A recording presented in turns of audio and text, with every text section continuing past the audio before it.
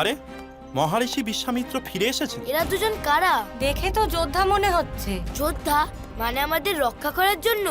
এরা দুজন অসুরদের সাথে কিভাবে যুদ্ধ করবে? এরা অযোধ্যার রাজকুমার, আমাদেরকে রক্ষা করার জন্য এসেছে।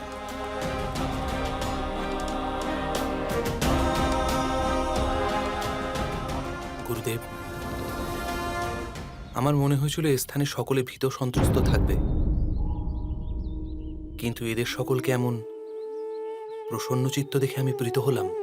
আমি যখন যাত্রা করেছিলাম তখন পরিবেশ এমন ছিল না। আমি না থাকাকালীন কি এমন হলো সেটা আমায় জানতে হবে।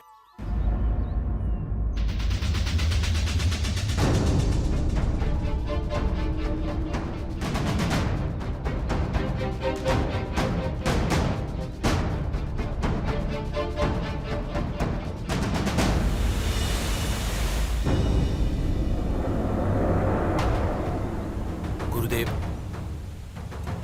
যদি আপনি অনুমতি দেন তবে কোনো সময় অপচয় না করে আমি ওই স্থানে যেতে চাই।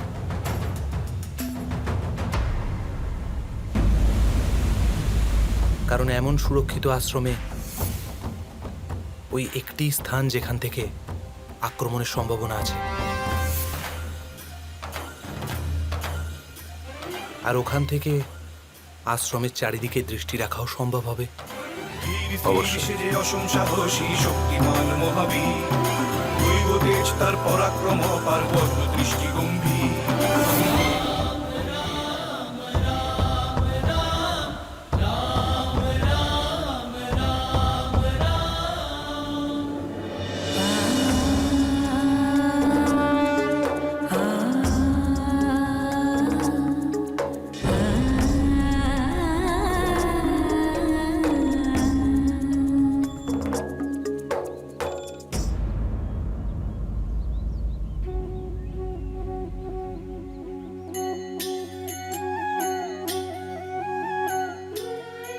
প্রণাম মহর্ষি।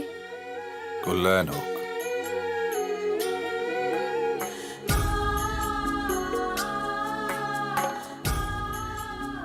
তবে তুমিই সেই যার জন্য এখানে সকলে সজীব ও নিশ্চিন্ত আছে।